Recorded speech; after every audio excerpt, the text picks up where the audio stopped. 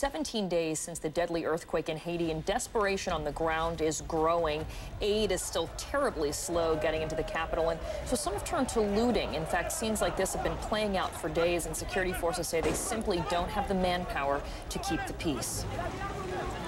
But our CNN crews have also seen the spirit of the Haitian people coming together in these extremely tough times.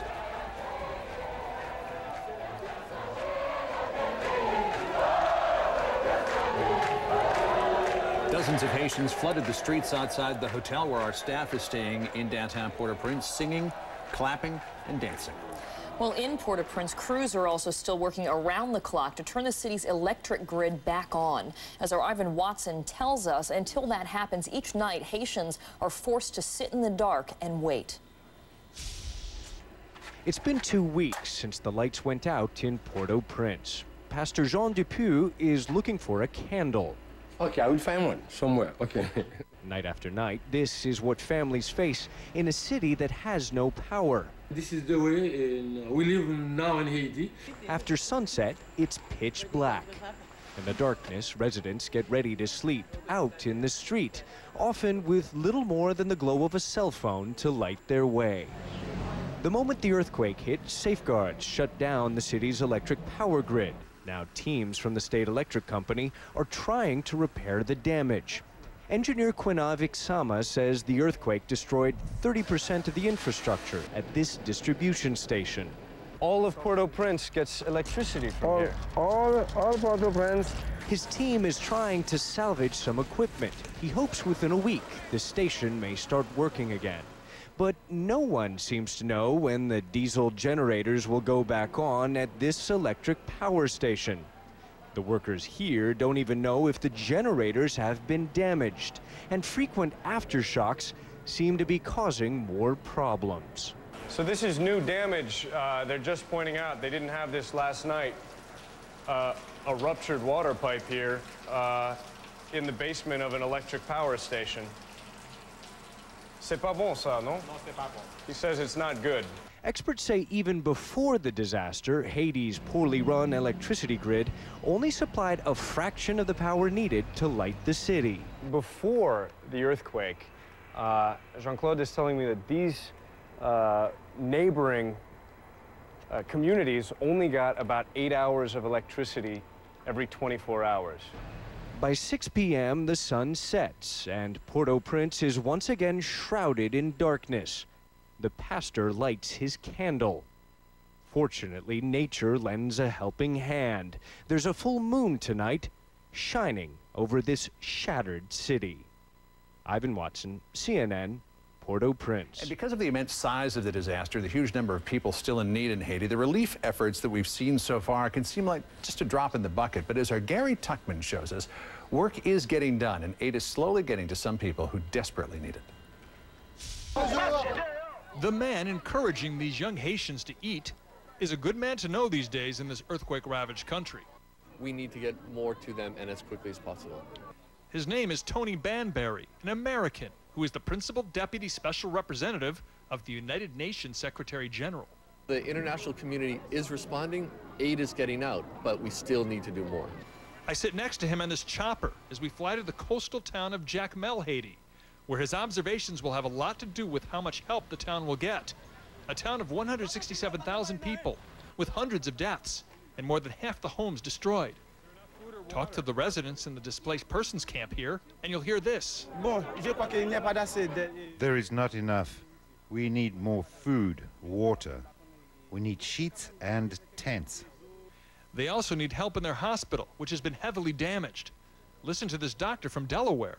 We're seeing everything, but a lot of traumatic fractures, crush injuries, amputations, a lot of, broken bones in all different parts of the limbs. There are also not enough antibiotics. This baby is getting his share, but there are other babies who are not. Many more shipments are coming in. The Dominican Red Cross is offloading supplies here in Jacmel. More tents have been delivered to the airport. But in a disaster of this magnitude, this UN boss knows more is needed, and he says he will send the word more is needed immediately. But it can be done. It's not pie in the sky to do it in a few days. It's not pie in the sky at all because it's happening already. Lots is happening. More needs to be done, but the organizations are here, the systems are in place, the assistance is being delivered, but more is needed, and the UN won't be satisfied until everything that the people here need is at their disposal. It's hard to blame the people who work for the UN if they take this tragedy more personally than some other disasters. That's because at least 83 UN personnel were killed in the earthquake, and some 50 others are still missing. And that's the reason the UN boss couldn't stay longer in Jacmel. He had to fly back to Port-au-Prince to a memorial service for his co-workers who died. Gary Tuckman, CNN, Jacmel, Haiti. Right now in Haiti, the U.S. military is scrambling to help an overflow of wounded earthquake victims. The U.S. Navy's ship Comfort, a 1,000-bed floating hospital, is now near capacity. Doctors have performed more than 200 surgeries on board the ship since docking off Port-au-Prince. The U.S. also working to protect the youngest earthquake victims. The Haitian Prime Minister says child trafficking is becoming one of the biggest problems in the aftermath of the earthquake. And it is survival of the fittest on the streets these days. Desperate, starving Haitians risking being trampled to death for food. The government attempted its first large-scale food handout, and Carl Penhall was in the middle of it all.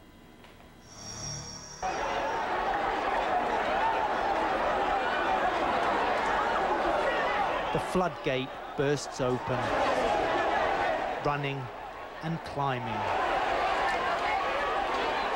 Food for only the fastest and the fittest. Haitian government workers toss down bags of rice, beans and oil.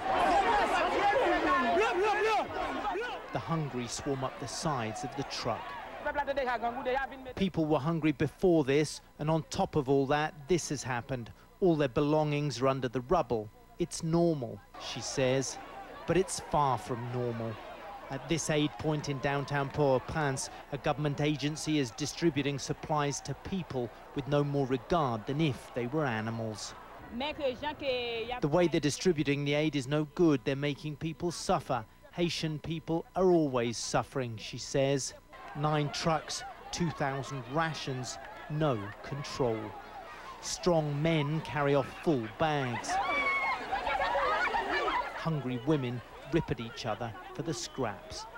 Not every food handout ends like this, but it's clear Haiti's hungry are on the brink. It's painful for me to see the country where I was born and the people suffering like this, he says. Haitian police who did little to control the mob tell them the food is gone. Hungry mouths ask when the next load may arrive.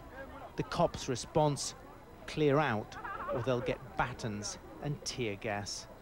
Carl Penhall, CNN, Port-au-Prince. Such is the situation on the streets. And tonight, Larry King is devoting his show to the smallest victims of Haiti. Find out